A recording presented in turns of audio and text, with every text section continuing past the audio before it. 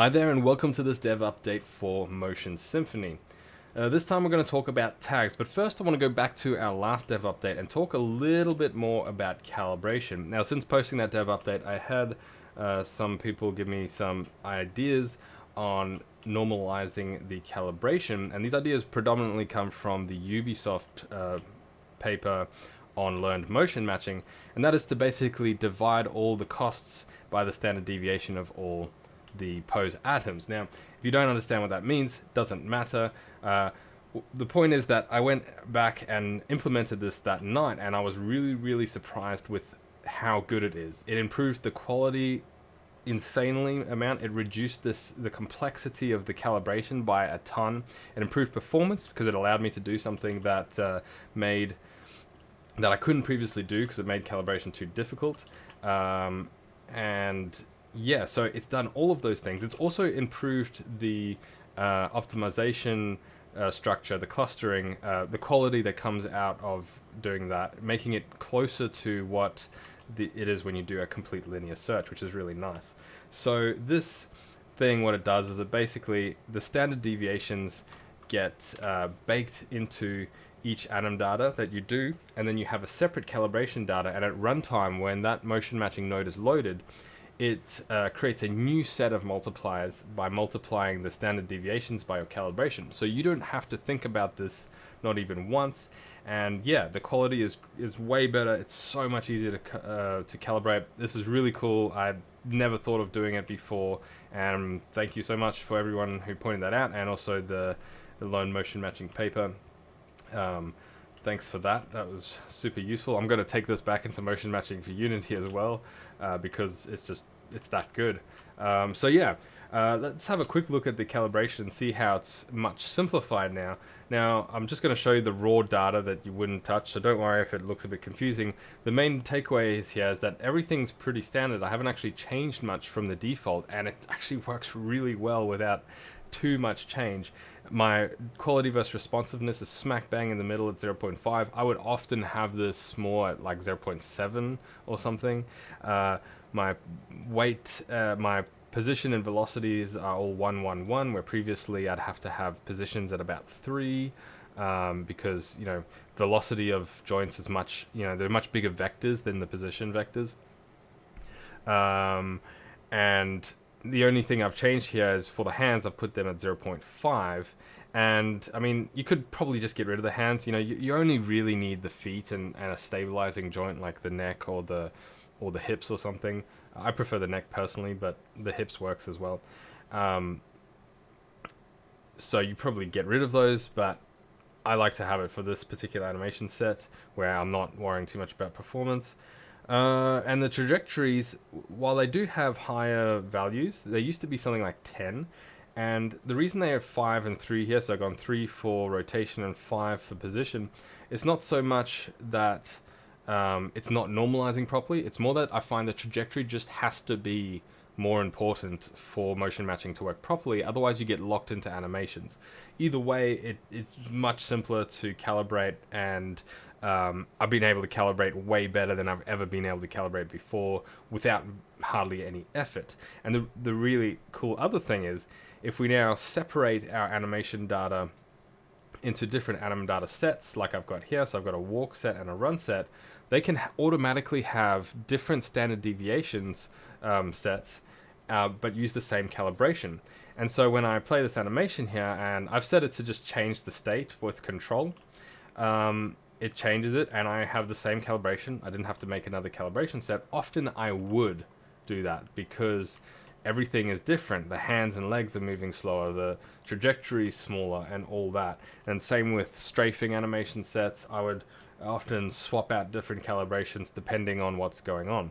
So in this case, I've created an additional state.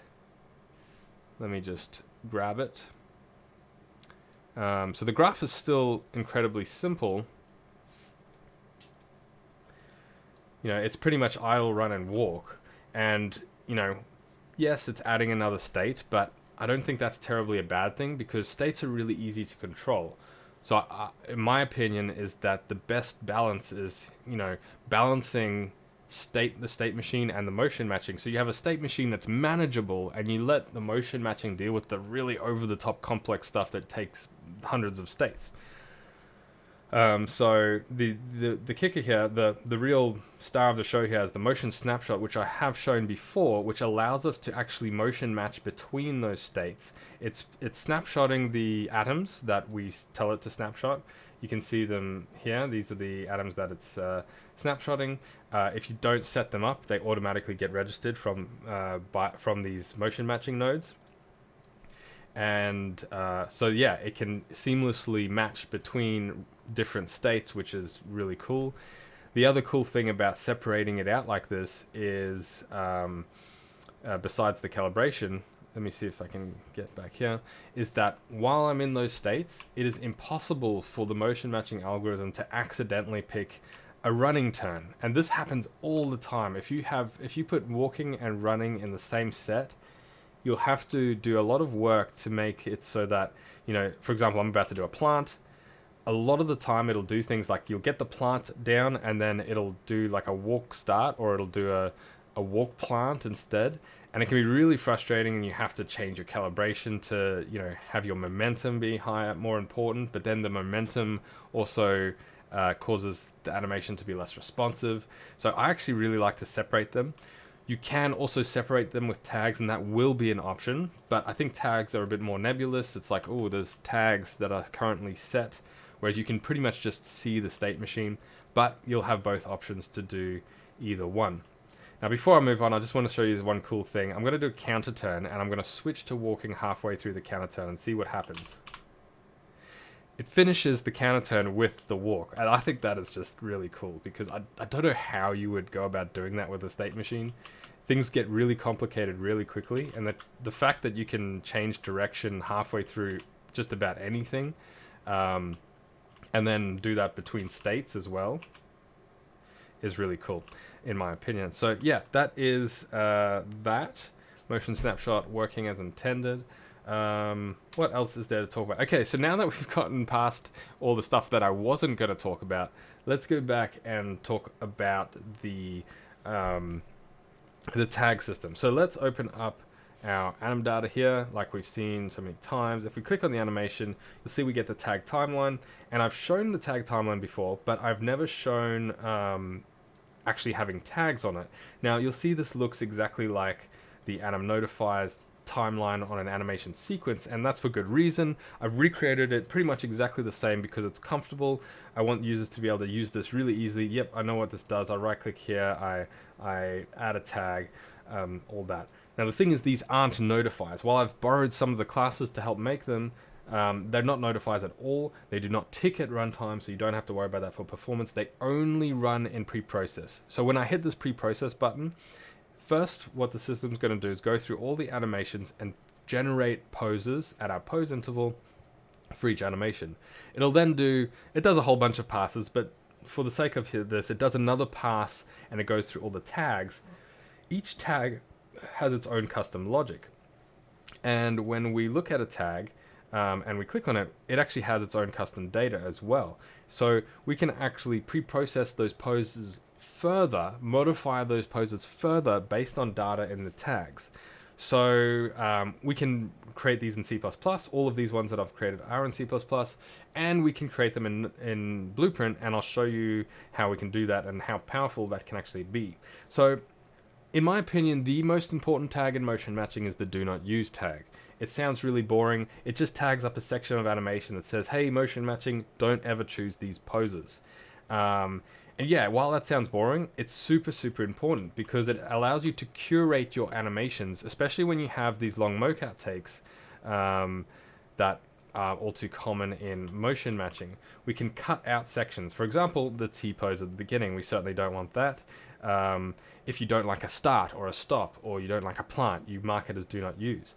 Another thing I find I always mark out is running sections that are in between plants.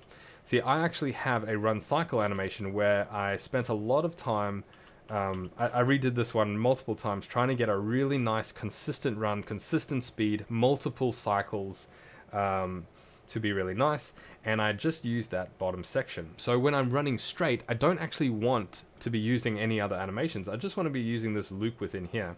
Now, if you have an actual loop animation, you can just add it and click this loop variable here, and that actually works really well. I'd always recommend having 3 or more cycles.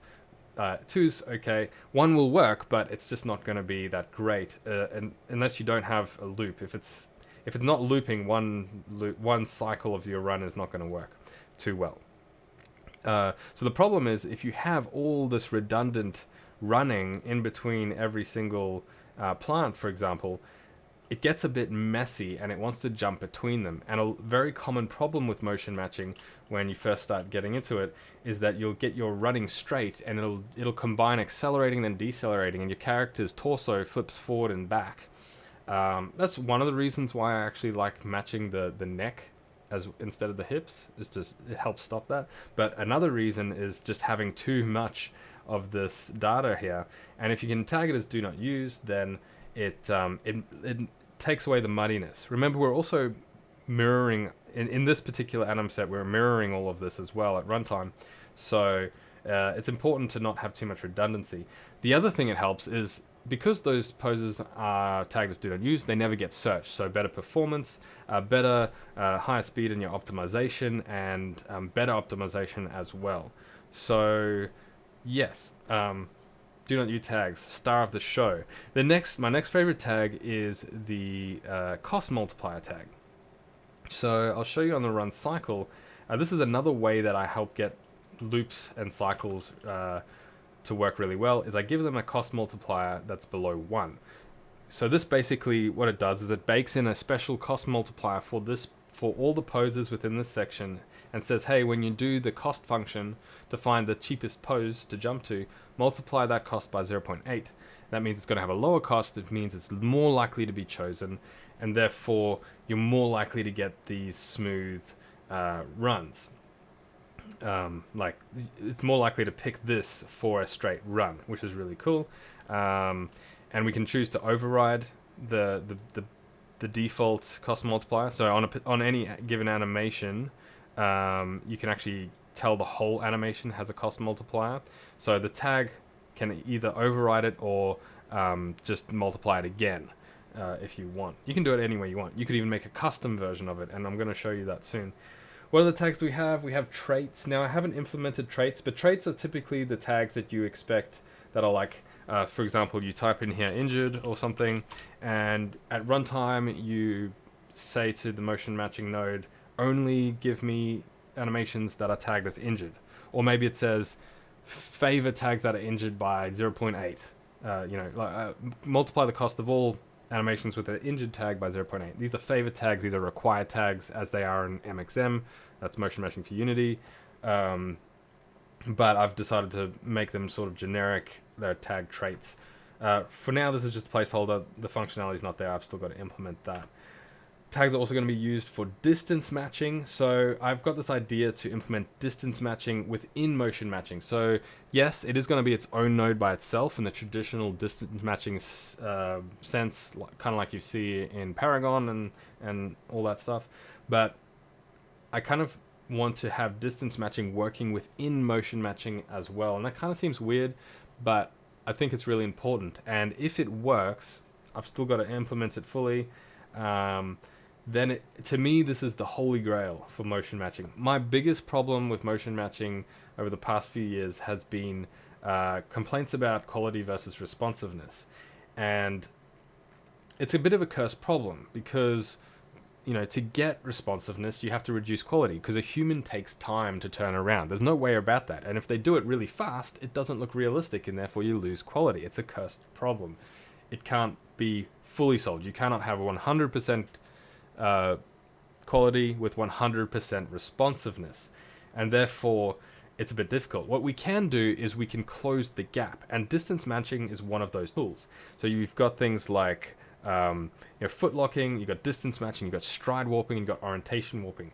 Now my idea is to combine all of these things so that we can have capsule controlled animation capsule controlled movement, sorry, and then the animation is then conformed to that movement. It's the opposite of root motion. Root motion is conforming the movement to your animation, and with this method, you're conforming the animation to the movement. So we move it with the capsule, and then we say, okay, well, what's the difference between the speed of the animation and the capsule? And then we stride warp the difference. What's the difference between the angle of movement of root motion and the angle of movement of the capsule? Okay, we use orientation warping to fix that. Okay, so that's all part of my Strider plugin. Then we go, okay, well, when we want to do plants and starts and stops, the capsule obviously does it much quicker. So we can use distance matching so that it distance matches those sections. So when we're doing plants, starts and stops, so that there's no foot sliding. And then to top it all off, we use foot locking. Now, foot locking is not going to be part of Motion Symphony. I think it needs to be its own thing.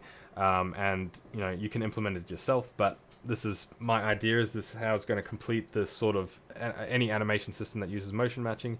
Use foot locking to then remove any foot sliding that happens as a result of the blending with motion matching. So those four things combined with motion matching, I feel like it's going to be the closest gap.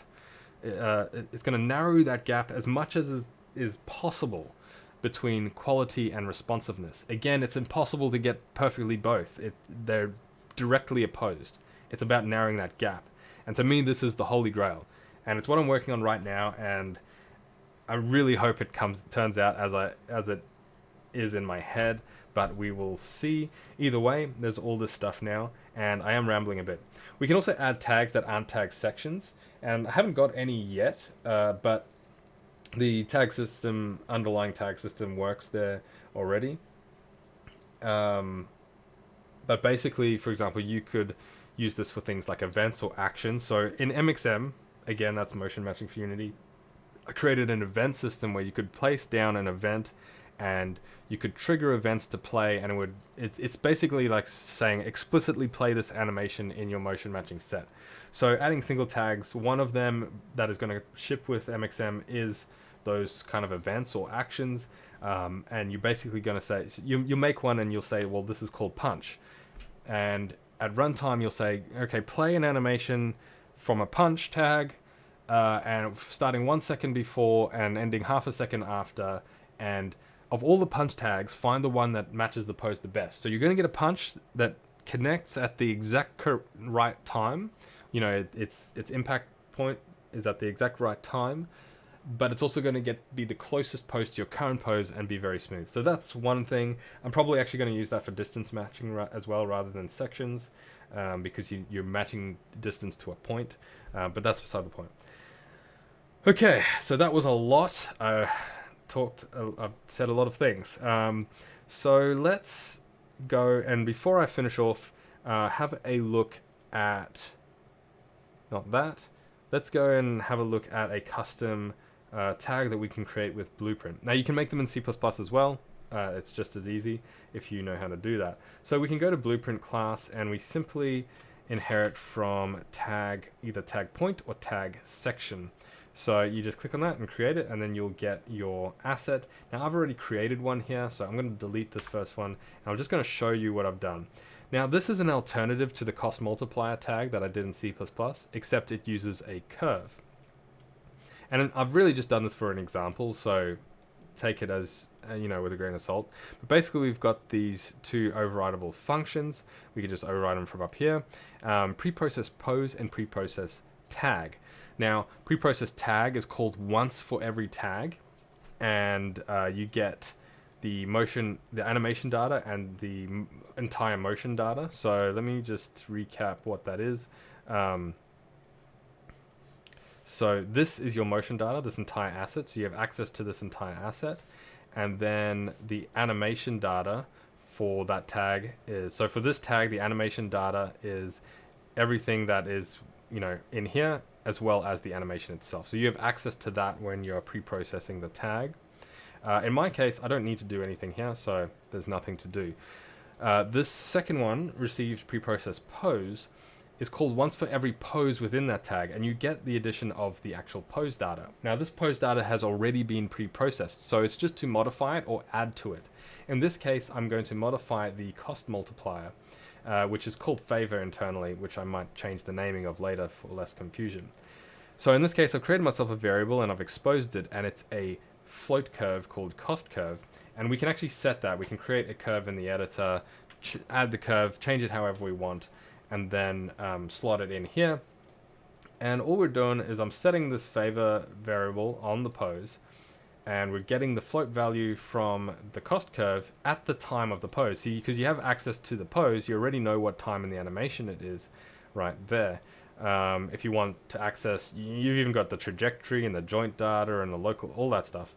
You've also got, the motion anim data and everything. So you can access the actual animation sequence. You could do something like, hey, mark every pose where the left foot is down as do not use.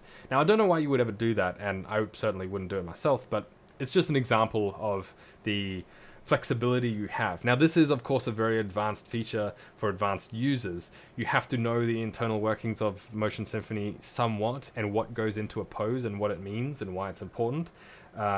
So yeah, it's for more advanced users, or users that have more experience with Motion Symphony when it comes out. But it is here, and my intention with this is that I cannot anticipate every possible thing you might want to do with Motion Symphony, and in some cases you might want to have custom matching scenarios, like matching something that I haven't anticipated, in which case you would be able to add additional metadata to your motion data here, something like that, and then have tags that pre-process that metadata, and then some kind of module or extension to the nodes that acts on that metadata. Now, of course, I'm kind of just making this to enable that in the future. I don't know how much you're going to be able to do when Motion Symphony releases, but I'm sure people will find a way to do cool stuff with that. So yeah, that's tags. Really, really super happy about it. There's some other stuff that I've done, like minor stuff, for example, this data up here being displayed. I want to display a lot more data about the pose. We've already got, we can already visualize the pose data, but I find that this visualization is really super important when it comes to confirming that your animation data is pre-processing correctly as you desire it to be. So yeah, we can see all that data, and that's just another minor thing. And there's a bunch of other minor things, but I won't go into it. Tags and the calibration thing were the biggest point. But yeah, thank you all for watching. I hope you enjoyed this video, and I hope you're looking forward to Motion Symphony. No release date still. Look, it's just gonna take a while. It's a very big project. There's also been a few spanners in the works with, all sorts of stuff, but it's definitely progressing. I'm really confident with where it's going, and if I can get that holy grail of quality versus responsiveness, then I think it's going to be a bit of a game changer. I'm really excited about that, because it means you can use motion matching in your Twitch games, which you previously just wouldn't bother with, and also it makes it easier for networking. Alright, no more rambling. Thanks for watching. See you next time.